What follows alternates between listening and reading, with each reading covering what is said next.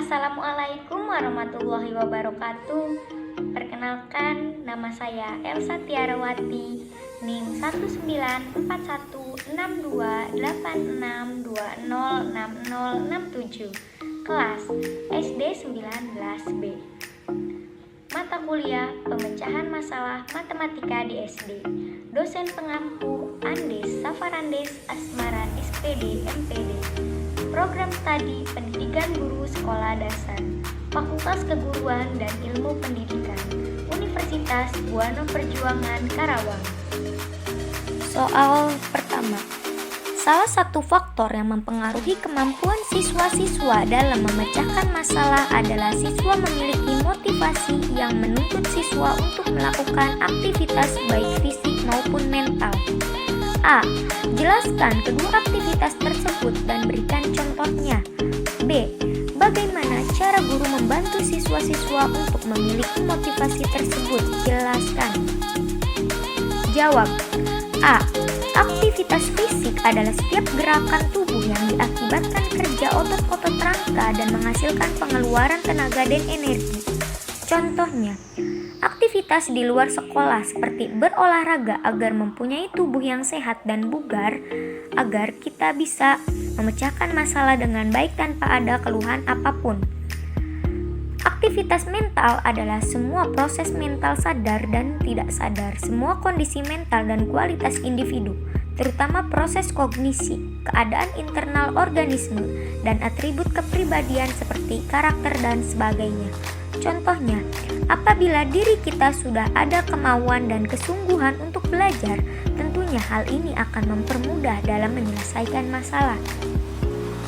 B. 1. Gunakan metode dan kegiatan yang beragam. Melakukan hal yang sama secara terus-menerus bisa menimbulkan kebosanan dan menurunkan semangat belajar. Siswa yang bosan cenderung akan mengganggu proses belajar. Variasi akan membuat siswa tetap konsentrasi dan termotivasi. Sesekali mencoba sesuatu yang berbeda dengan menggunakan metode belajar yang bervariasi di dalam kelas. 2. Jadikan siswa peserta aktif. Jangan jadikan siswa peserta pasif di kelas karena dapat menurunkan minat dan mengurangi rasa keingintahuannya. Gunakanlah metode belajar yang aktif dengan memberikan siswa tugas berupa simulasi penyelesaian suatu masalah untuk menumbuhkan motivasi dalam belajar. 3. Berikan petunjuk pada para siswa agar sukses dalam belajar. Jangan biarkan siswa berjuang sendiri dalam belajar.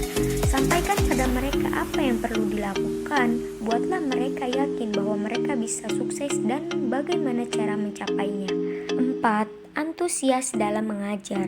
Antusiasme seorang guru dalam mengajar merupakan faktor yang penting untuk menumbuhkan motivasi dalam diri siswa. Bila Anda terlihat bosan dan kurang antusias, maka para siswa akan menunjukkan hal serupa. Upaya untuk selalu tampil baik, percaya diri, dan antusias di depan kelas. Soal kedua. Berikut ini merupakan metode dan teknik pembelajaran pemecahan masalah matematika. Coba jelaskan dan berikan contoh dalam setiap metode dan teknik tersebut. A. Teknik keterlibatan siswa. B. Teknik analogi. C. Teknik menggunakan model pada perkalian dengan garis bilangan atau benda dua dimensi. D. Teknik permainan. E. Teknik simulasi. Jawab. A. Teknik keterlibatan siswa. Teknik keterlibatan siswa merupakan sebuah teknik yang sangat berguna dalam mengajar matematika. Keterlibatan siswa merupakan suatu proses yang mengikutsertakan siswa secara serempak dalam proses belajar. Contohnya, keterlibatan secara lisan. Kegiatan menghitung disajikan dengan menyanyi bersama-sama. Keterlibatan fisik. Siswa diminta menggunakan jari tangan untuk menghitung banyak teman dalam kelas.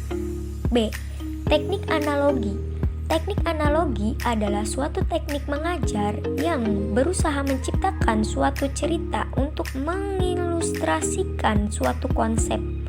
Contohnya, jika kita ingin mengetahui jumlah 5 tambah 3, guru dapat bercerita, misalnya, Sarah mempunyai 5 buah buku dan ibu membelikan Sarah 3 buah buku.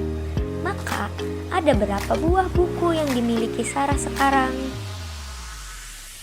C. Teknik menggunakan model.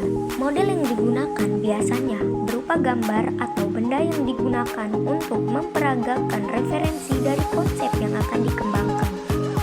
Contohnya, pada perkalian dengan garis bilangan atau benda dua dimensi. D.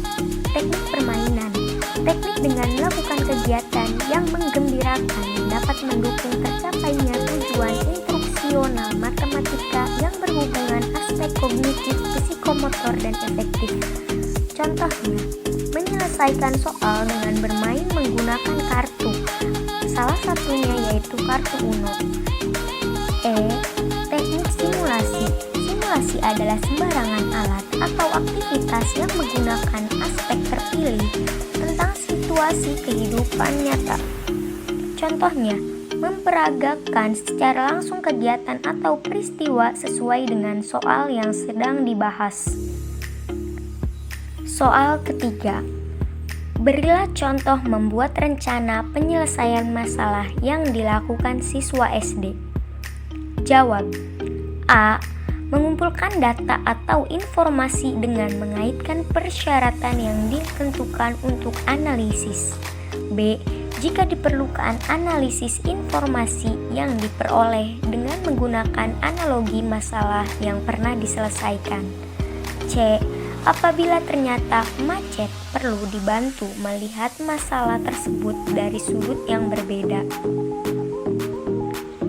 Sekian, terima kasih. Wassalamualaikum warahmatullahi wabarakatuh.